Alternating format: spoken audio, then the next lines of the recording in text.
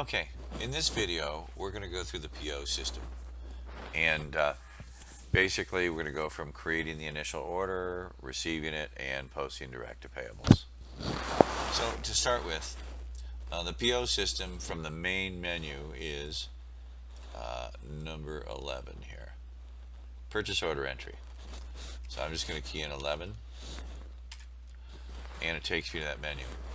Okay, the programs we're going to use the most are Program 1, which initiates the initial purchase order, Program 3 that does the receiving,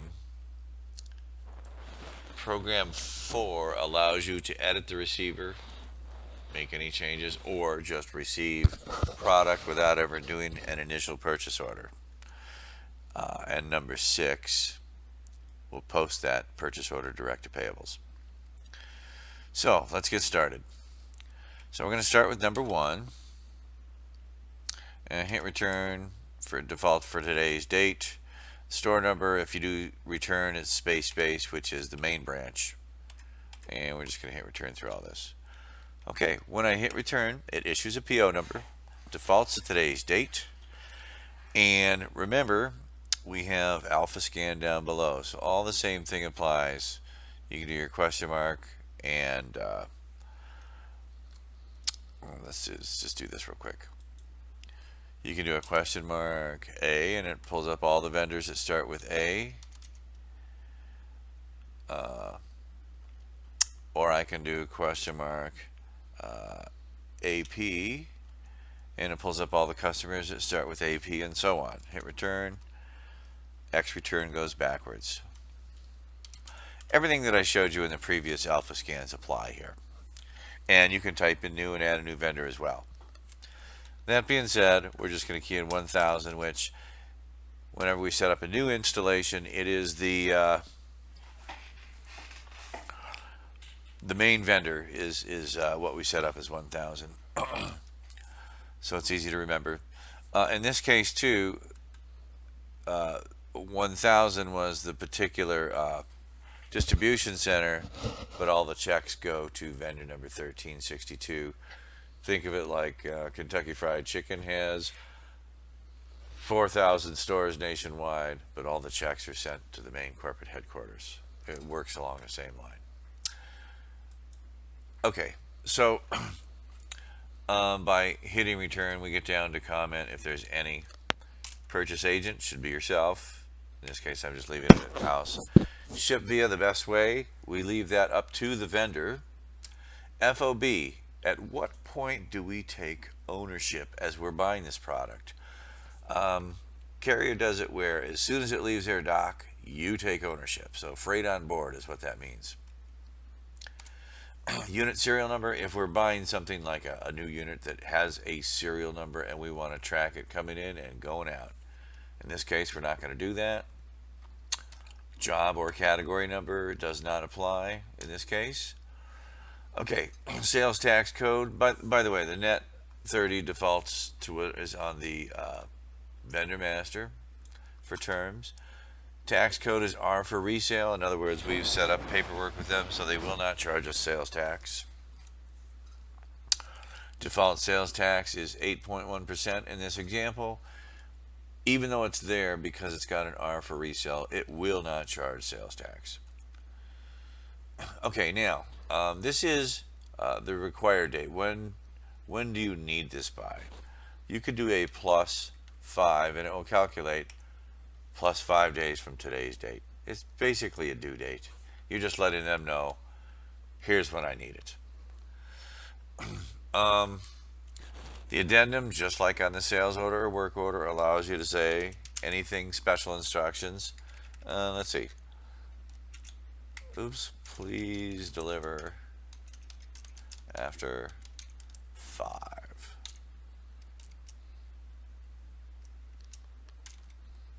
p.m. And I'm just doing this for an example. Okay, so I'm going to do a couple of part numbers here just to keep it simple, and we'll see how it works. And I'm not doing case quantities. I just want to do individual quantities so that we can keep this training session simple.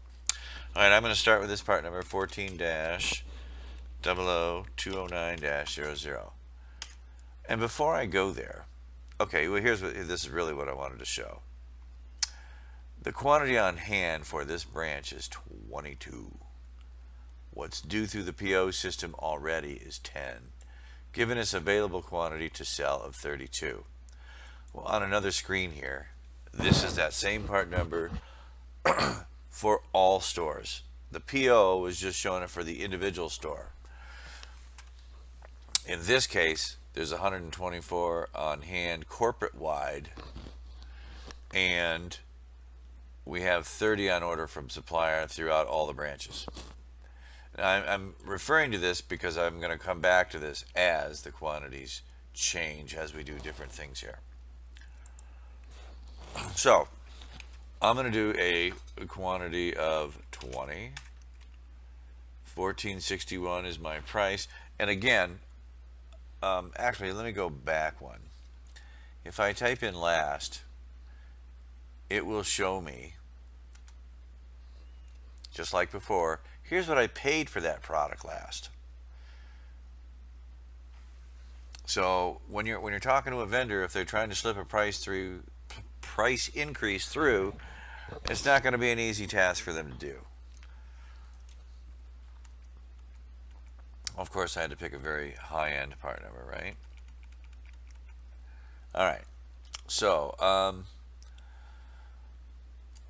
let's just go there, and I'm going to key in my 20, my price. And if a customer or if a vendor quotes you a higher price, you can type in the letter L here, and it allows you to change the list price and the cost without leaving the purchase order. It changes it on the inventory so that when that part comes in or when it goes for sale in the shop, the new price increase has been passed along. That way you don't miss margin. It's really important. So I'm just going to hit return for this so it doesn't change. Okay, my extended value is 22. Let's just pick another part number, 07-0031. Oops, 317-00. And let's do 10 of that, 44. Okay, so here's my total thing. Now let's go look at the inventory. Remember, oops, I hit that with my mouse. That same part number, 14-00209. Okay, this shows that 30 on hand before we started. Remember, we just ordered 20. 14-00209-00. And remember, this is for all stores. So immediately my quantity on order from supplier has been increased. And I'm going to keep referring to this all the way through so you can see how it affects the inventory. Okay. So, basically, I want to do a P to print. And it's going to produce a PDF. And most people don't print stuff on paper, but here's a written confirmation of your agreed to price and whatever else happens here. So as an example, this is saying I bought it from carrier, but I want it shipped here.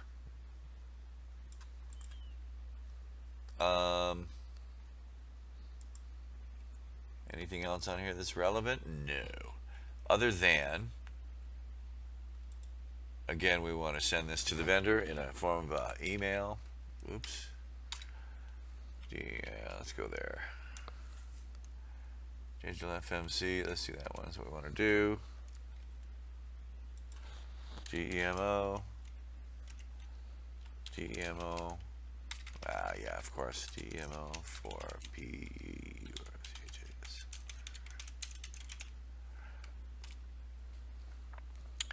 Click send. It immediately goes out to the vendor.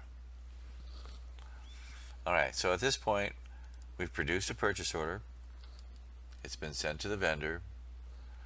And now, I'm just going to close this PDF.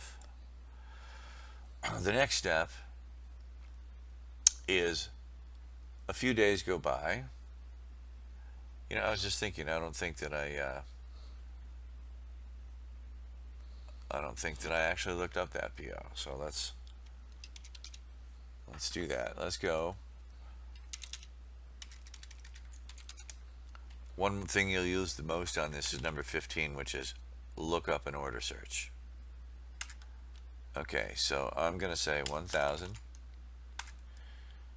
And if I hit return for today's date, it's going to, I'm looking for the use. Now, let me point this out. An H means you received it, and it's also posted to Accounts Payable. An I means you've received it in the door, but you're waiting for the invoice in the mail. And a U means that it's an unfulfilled order. It's an open purchase order. So obviously somebody's not cleaning house here in my lookup. So the one I'm looking for is the one with today's date. So I'm going to pick number 2, 198,074.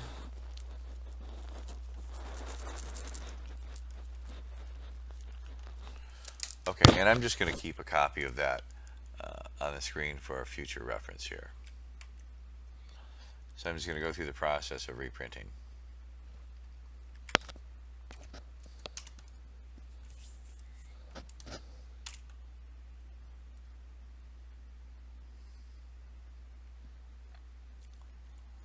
Okay, so the next thing I want to do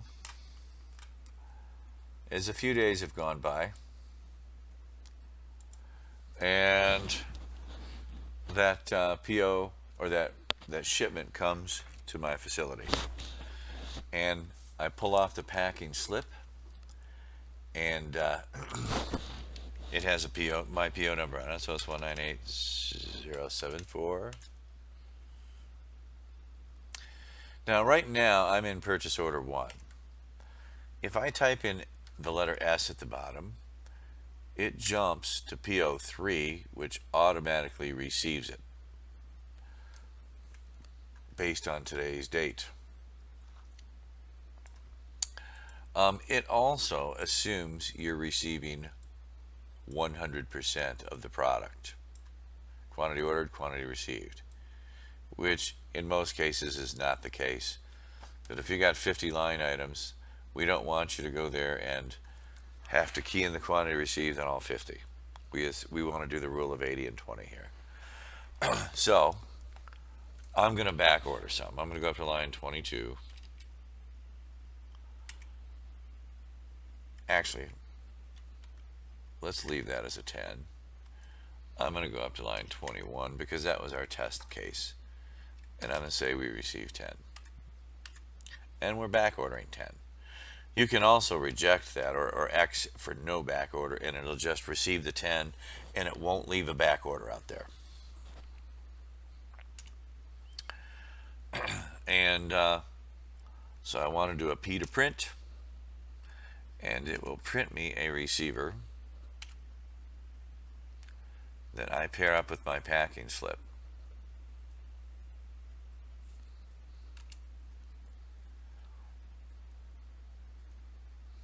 Okay, so what we have now is a receiver. It confirms that I ordered 20, I only received 10, and there are 10 on back order. Now, one thing I want to point out is if there's a discrepancy, like let's say that, well, I'll get to that when we invoice it, never mind. Okay, so let's go back and look at the inventory now on that part number and see where we stand. So remember, we had 50 on order from supplier here. So when I pull up this 14-00209-00, you'll notice before I hit return, my quantity on hand was 124, and I've received 10 more.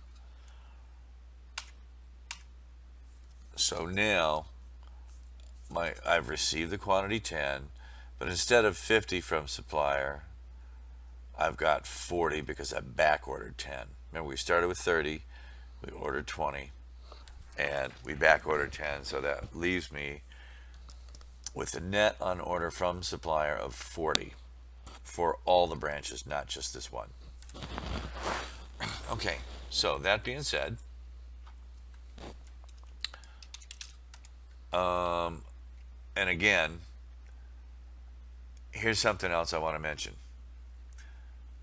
Program 1 does your initial order, and that's your U status. Program 3 receives it and makes it an I status, and any back orders still stay a U status. So the quantity that was received is editable right here, and the back order is right here. So I'm just for the hell of it, I'm going to show you that. So if I go to 15, my vendor's 1,000, and I want to hit return until I get up to the current. Okay, and here's my PO here. 3. So I wanted you to see the back order. So if a line item has been fully fulfilled, the quantity is replaced with the date. So you know that this thing was fulfilled on the 24th, but we still have 10 more on order. And this is a U status. Okay? So now I'm going to go to number 4, and I'm going to pull it up. I happen to know the PO number is 198074. And here's what we physically received. Now the important thing here is when you print this stuff out, the confirmation process is simply this. Your parts department has confirmed you've received 20 items totaling out $590. Therefore, you are liable for the debt.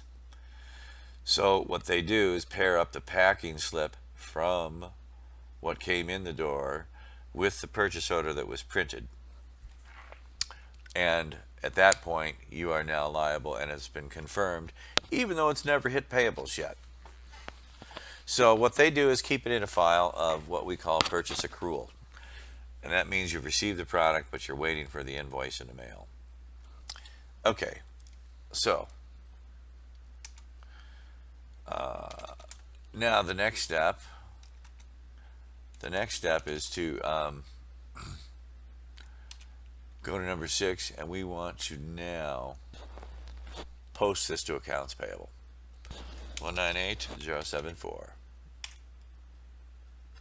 The invoice number, you put in the vendor's invoice number. You can also type in new, and it will assign one. I'm just going to type in new, just because we're doing a demo here. And the invoice date. Now this is important. Regardless of what date you received it, if a customer is offering you a discount based on payment terms, you need to put the invoice the same date as they have on the packing slip. And bear this in mind that with freight on board, you take ownership of it even if it took 5 days to get to you. So they invoice it to you right when it left their dock. The due date is what's important, and here is where you're saying, now we have this defaulting to 30 days. Okay, so the due date is what's important. If you want to make sure to take that discount accordingly, you want to make sure that the due date is correct. Now you can also key in plus 20, and it will calculate 20 days from today's date and stamp it accordingly. Okay, now I'm going to put in an erroneous invoice amount saying that they overbilled you. Any freight. Okay, and what's happening, and this is the important process. You know, you can order something, and what they quoted you on the phone versus what you get in the mail can be two entirely different things. So what we're doing is saying, okay, here's what your invoice says that you got in the mail, but my purchase order really only authorized $590 based on what we received, based on the contracted price. So you got one of two options. You either adjust this down and say, you know what, this is what I was quoted, this is all I'm paying, and that's the $590, or you adjust one of the unit prices down here saying, okay, I'm accepting you increasing the price. And that way it also reflects in the cost of your inventory. Well, in this case, we want to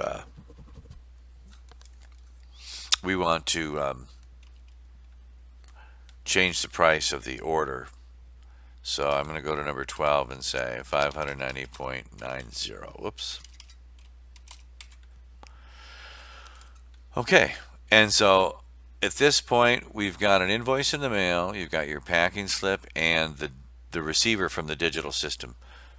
So when we go like, yes, it's okay, now when I go look at this for carrier 15, you'll see that on the date of 10/24, this now has an H status, and it's no longer maintainable. So if I go to number 4,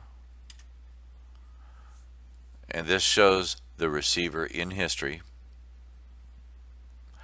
and I can also do the letter I, and only people that are authorized to do this can do this, and it will jump to accounts payable and show me this invoice that is posted in accounts payable.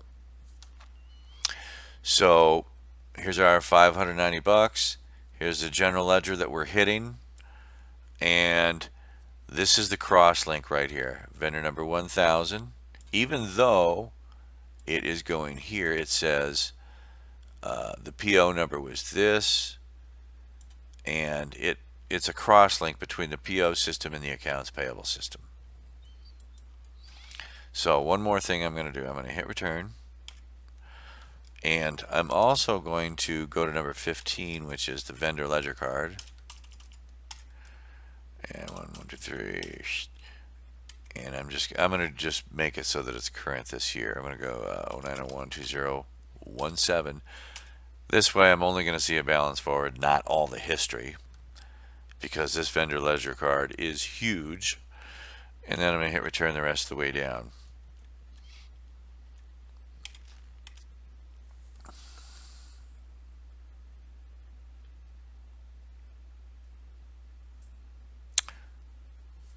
What happened? What happened?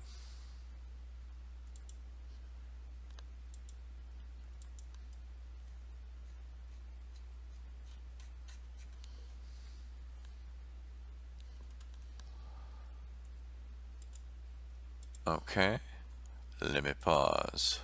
Okay, I came up with an empty ledger card because, remember what I told you about a post to account?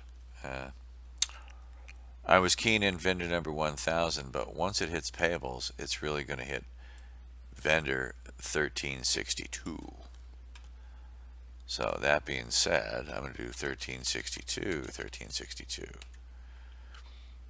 09012017, and to today's date,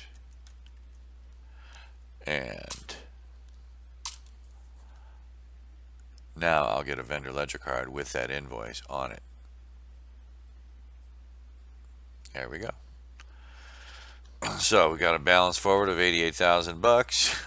We've got this invoice dated 10/24 with a due date of 11/13, and the cash requirements report will scan the accounts payable and look for invoices by due date.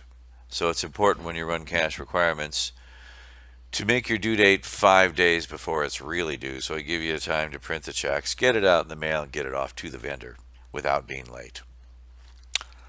Okay, that's pretty much the summary. And as I look at inventory there, 14-00209-00, nothing's changed. The change is when you receive the product. When you post it to payables, all it really does is post it to payables, and it now hits general ledger. So that's it. I hope that was pretty clear for you. Thanks for watching.